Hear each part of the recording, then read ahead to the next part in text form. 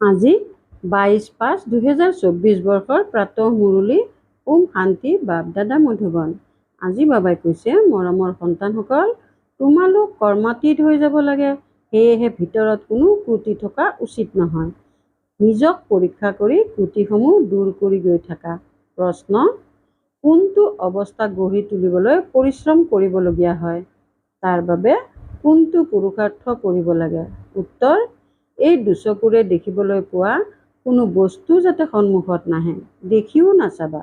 দেহত থাকি দেহী অভিমানী হৈ থাকা। এইটো অৱস্থা গঢ়ি তুলিবলৈ সময় লাগে।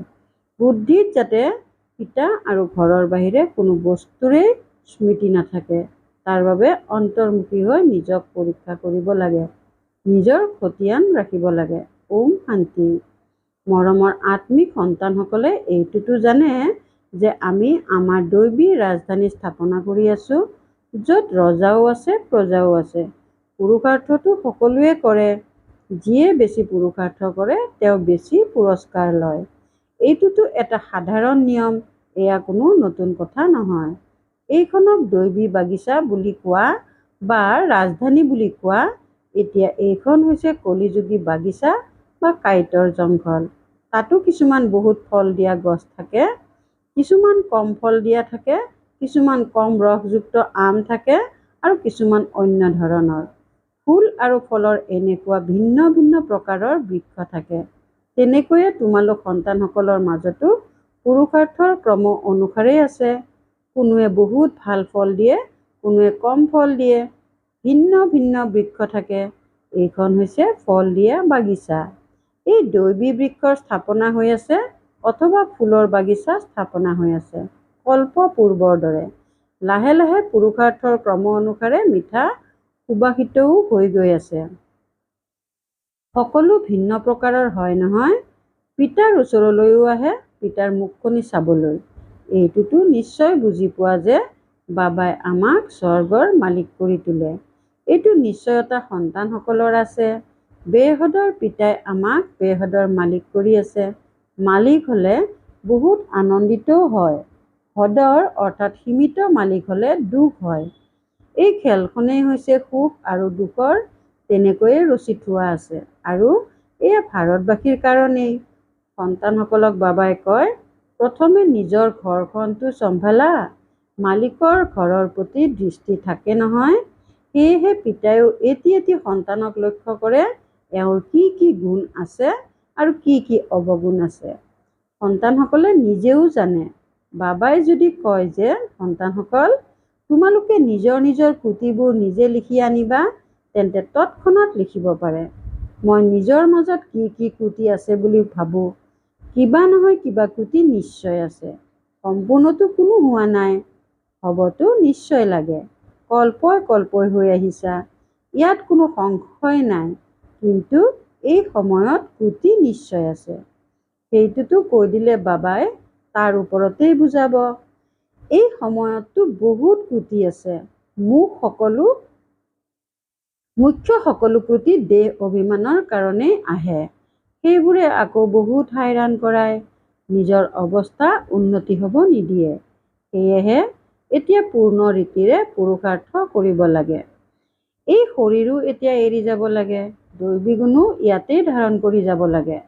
কৰ্মতীত অৱস্থাত যোৱাৰ অৰ্থওতো বাবাই বুজাই আছে। কৰ্মতীত হৈ যাব লাগে, গতিকে কোনো ক্ৰুটি যাতে নাথাকে, কিয়নো তোমালোক হীৰা হোৱাগৈ। মোৰ কি কি ক্ৰুটি আছে এইটোতো প্ৰত্যেকেই জানা, কিয়নো তোমালোক হৈছা চৈতন্য। জ্বৰ হীৰাত যদি ক্ৰুটি অৰ্থাৎ দাগ থাকে, তাক জানো আঁতৰিব পাৰিবা? তোমালোকতো চৈতন্য, তোমালোকে এই ক্ৰুটিবোৰ আঁতৰাব পাৰা। তোমালোক কৰিৰ পৰা হীৰাতুল্য হোৱাগৈ। তোমালোকে নিজক ভালদৰে জানা। ছাৰজনে সোধে, কি ক্ৰুটি আছে? যিটোৱে তোমাক ভেটা দিয়ে, আগবাঢ়িবলৈ নিদিয়ে। ক্ৰুটি মুক্তটো অন্তিমত হবাগৈ। সেয়া সকলো এতিয়া আঁতৰাব লাগে। যদি ক্ৰুটিবোৰ আঁতৰ নকৰা, তেন্তে হীৰাৰ মূল্য কম হৈ যায়। এওঁ অৰ্থাৎ ব্ৰহ্মা বৰ পৰিপক্ক হীৰা মুকুতাৰ বেপাৰী হয় নহয়। গোটেই জীৱন এই দুচকুৰে হীৰাই দেখিলে। এনেকুৱা হীৰা মুকুতাৰ বেপাৰী আৰু কোনো নহ'ব। যাৰ হীৰা চিনাক্ত কৰাৰ ইমান চখ আছে। তোমালোকো হীৰা হৈ আছা, জানা যে কিবা নহয় কিবা ক্ৰুটি নিশ্চয় আছে, সম্পূৰ্ণ হোৱা নাই। চৈতন্য হোৱাৰ কাৰণে তোমালোকে পুৰুষাৰ্থৰে ক্ৰুটিবোৰ আঁতৰাব পাৰা। হীৰাৰ দৰেতো নিশ্চয় হ'ব লাগে। সেয়া তেতিয়াহে হ'বাগৈ যেতিয়া সম্পূৰ্ণ পুৰুষাৰ্থ কৰিবা। পিতাই কয়, তোমালোকৰ অৱস্থা এনেকুৱা পৰিপক্ক হওক যাতে শৰীৰ এৰাৰ সময়ত অন্তিমত একোৱেই স্মৃতিলৈ নাহে। এইটোতো স্পষ্ট। মিত্ৰ সম্বন্ধীয় আদি সকলোকে পাহৰি যাব লাগে। সম্বন্ধই ৰাখিবই লাগে একমাত্ৰ পিতাৰ লগত। এতিয়া তোমালোক হীৰাতুল্য হৈ আছা। এইখন হীৰা মুকুতাৰ দোকান, তোমালোক প্ৰত্যেকেই হীৰা মুকুতাৰ বেপাৰী। এই কথাবোৰ আন কোনেও নাজানে, তোমালোক সন্তানসকলেহে জানা। সকলোৰে অন্তৰত আছে যে মই পুৰুষাৰ্থৰ ক্ৰম অনুসৰি বিশ্বৰ মালিক হৈ আছো। যিসকলে উচ্চ পদ পাইছে তেওঁলোকে নিশ্চয় পুৰুষাৰ্থ কৰিছে। হওঁতে তোমালোকৰ মাজৰেই নহয় জানো? তোমালোক সন্তানসকলেই ইমান পুৰুষাৰ্থ কৰিব লাগে। সেয়েহে বাবাই এটি এটি সন্তানক চাই আছে। যেনেকৈ ফুলক চোৱা হয়, এই পাহ কিমান সুবাহিত ফুল, এই পাহ কেনেকুৱা, ইয়াত বাকী আৰু কি ক্ৰুটি আছে? কিয়নো তোমালোক হৈছা চৈতন্য। চৈতন্য হীৰাই জানিব পাৰে মোৰ কি কি ক্ৰুটি আছে, যিয়ে পিতাৰ পৰা বুদ্ধিৰ যোগসূত্ৰ ছিঙি কৰবাত নহয় কৰবাত দিগভ্ৰান্ত কৰি দিয়ে। পিতাইতো কয়, সন্তানসকল মামেই কম কেৱল মোক স্মৰণ কৰা, বাকী কোনো যাতে স্মৃতিলৈ নাহে। গৃহস্থালীত থাকি এজন পিতাক স্মৃতিত ৰাখিব লাগে। এওঁলোকৰতো ভাতৃ হ'বলগীয়া আছিল, যিসকল তৈয়াৰ হৈ সেৱাৰ বাবে ওলাই আহিল। দেখিবলৈ পোৱা যায় যিসকল পুৰণা তেওঁলোকে ভাল সেৱা কৰি আছে। অলপ নতুনো সংযোগ হৈ গৈ থাকে। পুৰণিসকলৰ ভাতৃ হ'বলগীয়া আছিল, যদিও পুৰণা তথাপিও ক্ৰুটি নিশ্চয় আছে। সকলোৱে অন্তৰেৰে বুজি পায় যে বাবাই যিটো অৱস্থা গঢ়িবলৈ কয় সেয়া এতিয়াও গঢ়ি উঠা নাই। লক্ষ্য উদ্দেশ্যৰ কথাটো পিতাইহে বুজায়। সকলোতকৈ ডাঙৰ ক্ৰুটি হৈছে দেহ অভিমানৰ। সেইবাবে দেহৰ ফালে দৃষ্টি গুচি যায়। দেহত থাকিও দেহী অভিমানী হ'ব লাগে। এই দুচকুৰে দেখা কোনো বস্তুৱেই যাতে স্মৃতিলৈ নাহে, এনেকুৱা অৱস্থা গঢ়ি তুলিব লাগে। আমাৰ বুদ্ধিত এক পিতা আৰু শান্তিধামৰ বাহিৰে কোনো বস্তুৰে যাতে স্মৃতি নাহে। একোৱেই লগত লৈ নোযোৱা।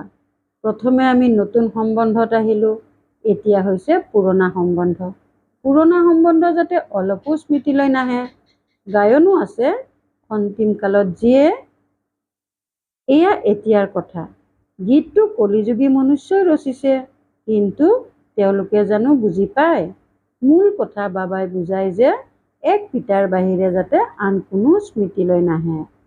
এজন পিতাৰ স্মৃতিতেই তোমালোকৰ পাপ খণ্ডন হ'ব আৰু পবিত্ৰ হীৰা হৈ যাবাগৈ। কিছুমান পাথৰটো বহুত মূল্যৱান, মাণিকো মূল্যৱান।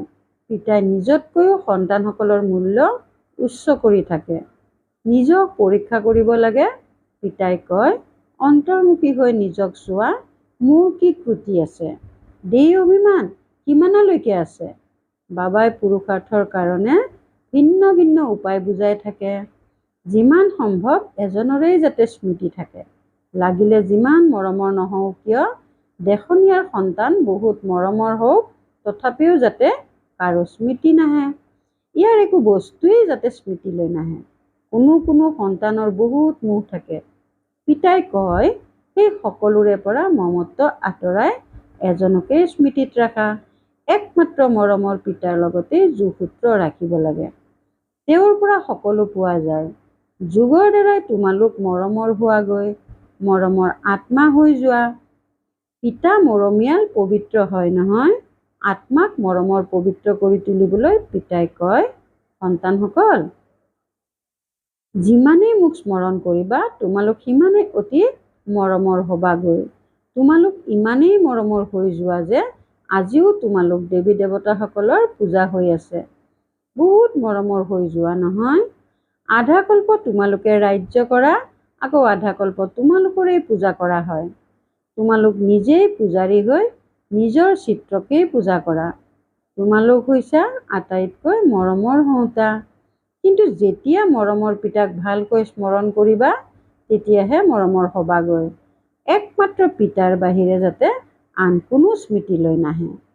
গতিকে নিজক পৰীক্ষা কৰা যে পিতাক বহুত মৰমেৰে স্মৰণ কৰোঁনে? পিতাৰ স্মৃতিত যাতে প্ৰেমৰ চকুলো নিগৰি আহে। বাবা, মোৰতো আপোনাৰ বাহিৰে দ্বিতীয় আৰু কোনো নাই। আন কাৰো স্মৃতি যাতে নাহে, মায়াৰ ধুমুহা যাতে নাহে। ধুমুহাটো বহুত আহে নহয়। নিজৰ ওপৰত ভালকৈ দৃষ্টি ৰাখিব লাগে। মোৰ প্ৰেম পিতাৰ বাহিৰে আৰু কাৰোবাৰ ফালেতো নাযায়। লাগিলে যিমানেই প্ৰিয় বস্তু নহওক কিয়, তেতিয়াও এজন পিতাহে যাতে স্মৃতিলৈ আহে। তোমালোক সকলো এজন প্ৰেমিকৰ প্ৰেমিকা হোৱা। প্ৰেমিক প্ৰেমিকাই এবাৰ পৰস্পৰক দেখিলে বছ হৈ গ'ল, বিবাহ আদিও নকৰে, থাকেও পৃথকে, কিন্তু বুদ্ধিত পৰস্পৰৰ স্মৃতি থাকে। এতিয়া তোমালোকে জানা যে আমি সকলো এজন প্ৰেমিকৰেই প্ৰেমিকা। সেই প্ৰেমিকক তোমালোকে ভক্তি মাৰ্গতো বহুত স্মৰণ কৰিছিলা। ইয়াতো তোমালোকে বহুত স্মৰণ কৰিব লাগে। যিহেতু তেওঁ সন্মুখত আছে, পিতাই কয় মামেকম স্মৰণ কৰা, তেতিয়া তোমালোকৰ নাও পাৰ হ'ব। ইয়াত সংশয়ৰ কোনো কথাই নাই। ভগৱানক পাবলৈ সকলোৱে ভক্তি কৰে।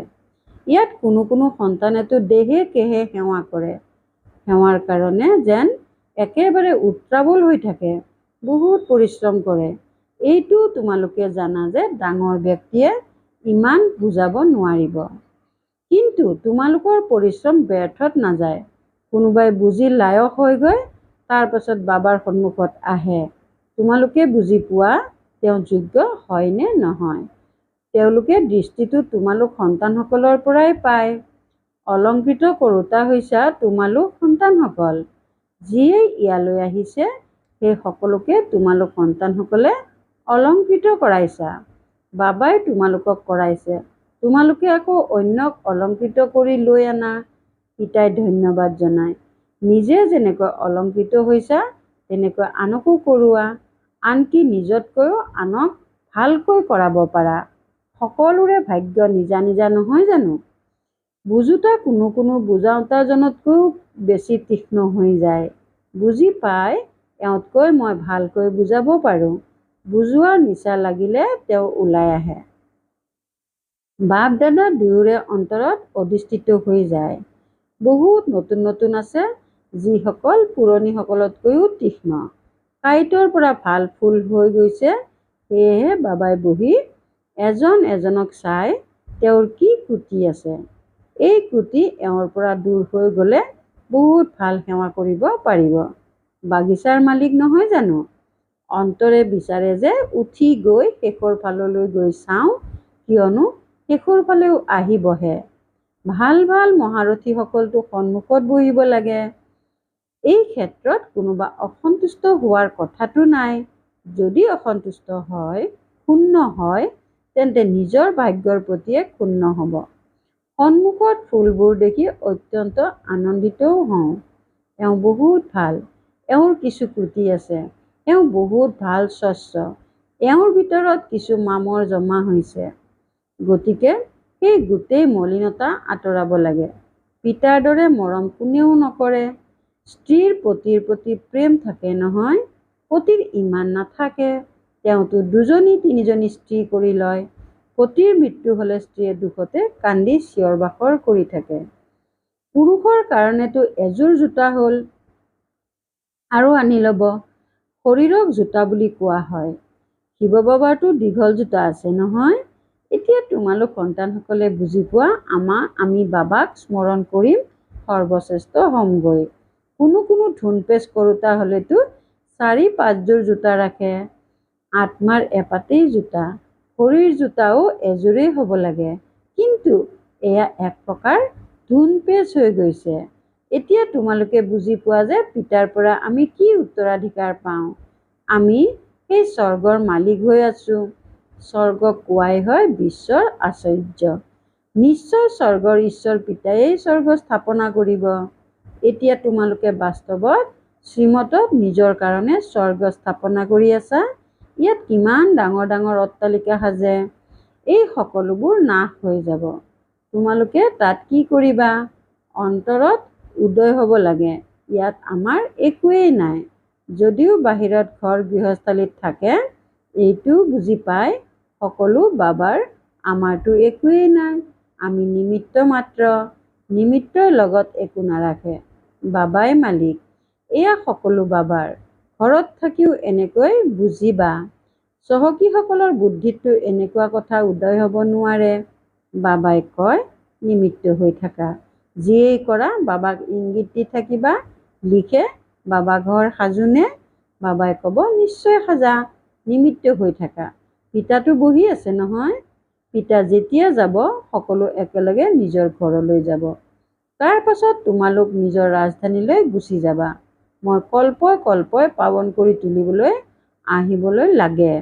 নিজৰ সময়ত আহোঁ। ভাল বাৰু। অতি মৰমৰ কল্পৰ পাছত পুনৰাই মিলিত হোৱা সন্তানসকলৰ প্ৰতি মাতা পিতা বাপ দাদাৰ স্নেহপূৰ্ণ স্মৰণ আৰু সুপ্ৰভাত।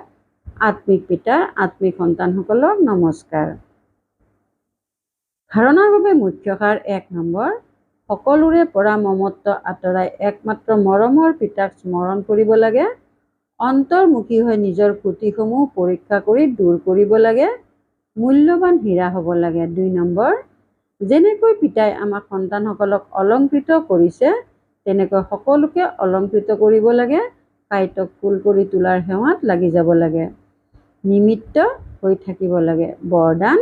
ব্ৰাহ্মণ জীৱনত একব্ৰতাৰ পাঠৰ দ্বাৰা আত্মিক অভিজাত্যত থাকোঁতা সম্পূৰ্ণ পবিত্ৰ হোৱা। ব্ৰাহ্মণ জীৱনত একব্ৰতাৰ পাঠৰ দ্বাৰা আত্মিক অভিজাত্যত থাকোঁতা সম্পূৰ্ণ পবিত্ৰ হোৱা। এই ব্ৰাহ্মণ জীৱনত একব্ৰতাৰ পাঠ দৃঢ় কৰি পবিত্ৰতাৰ অভিজাত্য ধাৰণ কৰি লোৱা। তেতিয়া গোটেই কল্পত এই আত্মিক অভিজাত্য চলি থাকিব। তোমালোকৰ আত্মিক অভিজাত্য আৰু পবিত্ৰতাৰ জেউতি পৰমধামত সকলো আত্মাতকৈ শ্ৰেষ্ঠ। আদিকালৰ দেৱতা স্বৰূপটো এই ব্যক্তিত্ব বিশেষ ৰূপত থাকিল। আকৌ মধ্যকালতো তোমালোকৰ চিত্ৰবোৰৰ বিধিপূৰ্বক পূজা হয়। এই সংগম যুগত ব্ৰাহ্মণ জীৱনৰ আধাৰ হৈছে পবিত্ৰতাৰ অভিজাত্যতা। সেইবাবে যেতিয়ালৈকে ব্ৰাহ্মণ জীৱনত জীয়াই থাকিবা, তেতিয়ালৈকে সম্পূৰ্ণ পবিত্ৰ হৈ থাকিবই লাগে। শ্লোগান। তোমালোক সহনশীলতাৰ দেৱ আৰু দেৱী হোৱা, তেতিয়া গালি দিওঁতাসকলেও আঁকোৱালি ল'ব। তোমালোক সহনশীলতাৰ দেৱ আৰু দেৱী হোৱা, তেতিয়া গালি দিওঁতাসকলেও আঁকোৱালি ল'ব। ওম শান্তি। আনন্দৰূপী সম্পদেৰে সম্পন্ন সৌভাগ্যৱান আৰু প্ৰসন্নচিত্ত হ'বলৈ আজিৰ অব্যক্ত সংকেত। তোমালোক শ্ৰেষ্ঠ আত্মাসকলৰ প্ৰতিটো সংকল্পত সকলোৰে কল্যাণৰ শ্ৰেষ্ঠ পৰিৱৰ্তনৰ বশীভূতৰ পৰা স্বতন্ত্ৰ কৰি তোলাৰ অন্তৰৰ দোৱা আৰু আনন্দৰ অভিনন্দন সদায় স্বাভাৱিক ৰূপত দেখা দিয়ক, কিয়নো তোমালোক সকলো দাতা অৰ্থাৎ দেৱতা দিওঁতা হোৱা। ওম শান্তি।